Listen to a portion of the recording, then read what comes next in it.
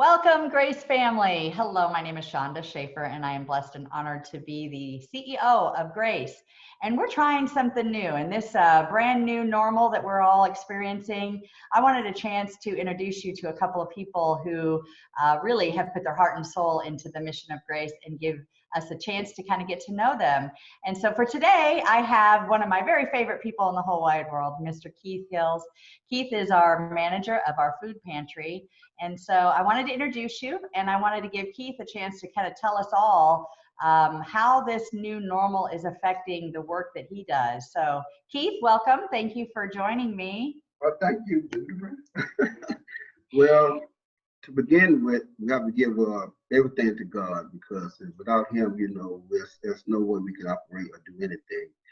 And right now, we're just not having people come in the shop. We're doing a drive-through. We're handing out boxes with perishable items, and we're also giving meat, milk, eggs, breads, and sweet things like that, produce.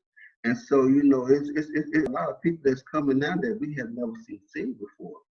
And so that's that you know how serious this thing is, and that people are needing food.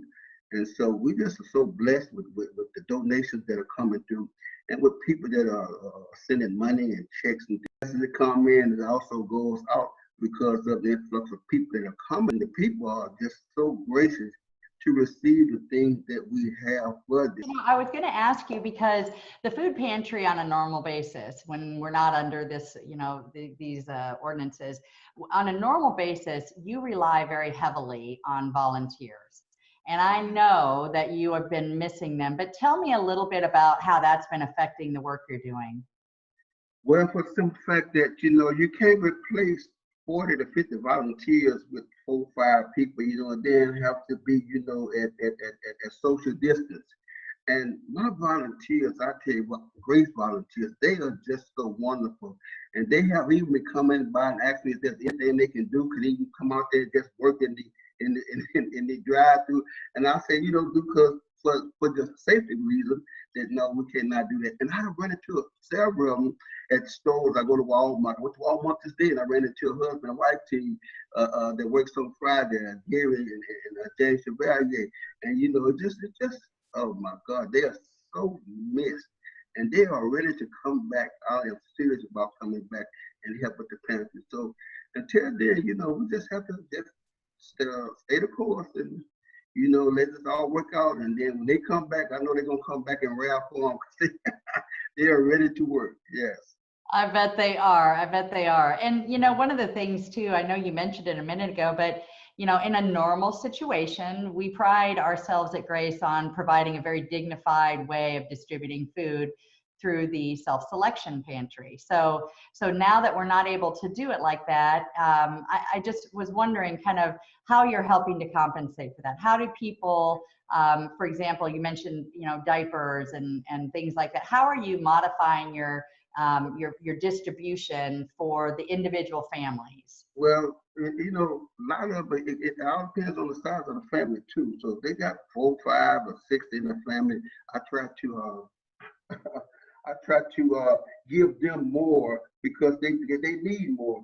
And so, and something else, like they might come there and they say, well, Keith, I have a list. I said, do you have any soap? Do you have any laundry detergent? Do you have any cooking oil? And we have been giving out cooking oil and stuff in the boxes anyhow. So we try to make the boxes according to things that people need on a daily basis, or what they will normally need during the week for them to get by. So, but it is good that we have the stuff to give them. And the thing is, though, and if they want it and we have it, they ask for it. Do you have this? Do you have that?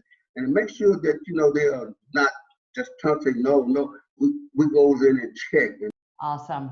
The other thing that your pantry is responsible for is our commodities program with our seniors and disabled folks.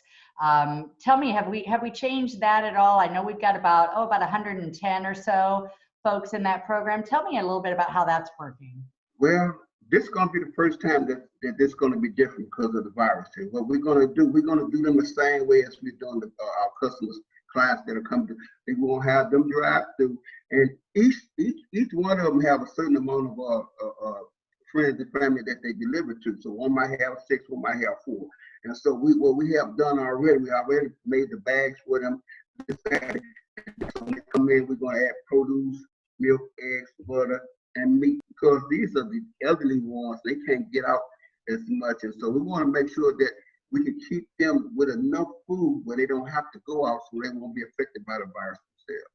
That's awesome. That's awesome. And I know those volunteers are anxious to be able to have physical contact as well. That's a big part of that program. It's not just about the food.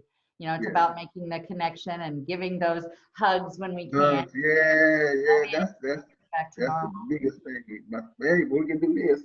There we go. I love it. I love it. So Keith, as people are watching and they want to help support the work that you're doing, what are some things that they can do? There's a lot of stuff we can't do, and that can be depressing, but what can people do from the safety of their own homes?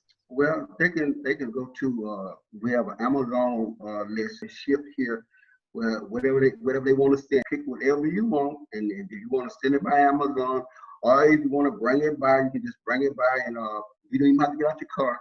We also take money and checks for sure, and you can help that way too. That's awesome. I love it. And you know, last but not least, we are a faith-based program, and I'll tell you, there aren't many people that I think are as connected to God as you are. So I know that we're asking for people to pray. And I'm going to be so bold as to ask for people to pray for you specifically and the team that you have working there. You know, the reality is that we've got, you know, I'm working remotely. It's got some challenges, but the reality is I'm not doing nearly as much as you guys are. You guys are right on that front line. And so I'm going to take the opportunity for anybody watching to ask that they hold you and your team up in special prayer, because you are doing the work of angels, my friend. Well, it comes from who leads. So when you have good leaders, in order to be a good leader, you got to be a good follower. And so when you can follow the lead of your leaders, it's going to be easy to do things that's right. And the thing is with God, He's going to take care of His people. God, He's going to put the people in the right spot for those people. And so, you know, it's like this. My grandmother always told me to read Revelation chapter 21, which says, "He that overcometh shall inherit all things, and I shall be his father, and he shall be my son." It's not what we are going through, it's what we're able to overcome. And faith is one of the biggest things we need to have. And all we need to do now is just get out the way and let God be God. I love that. I love that. You know, to kind of wrap it up, I want to, I was telling you about this wonderful movement that's happening in our community. And normally during this fall, there's a group that does North Texas Giving Day.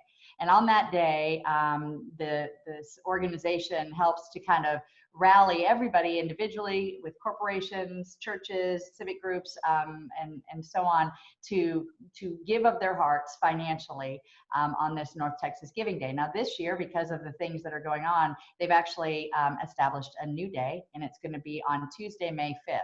So on that day, we're going to be putting out some information about that.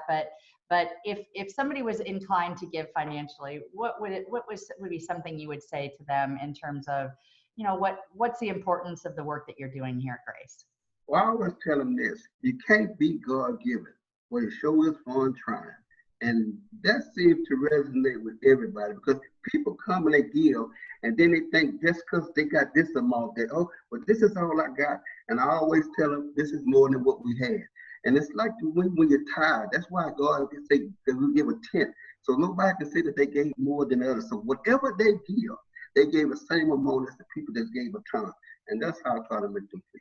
I love that. Well, Keith, you are such a jewel in our family. I got to tell you, I just love working with you, and I miss you terribly. I don't get to see you every morning, but I know this is going to be a huge blessing for some of the people that are watching this who know the work that you do in the pantry. And so I will just say, on behalf of all of those people and on behalf of the families that we serve, thank you so much. You are working so hard, and I appreciate you so much. Love you.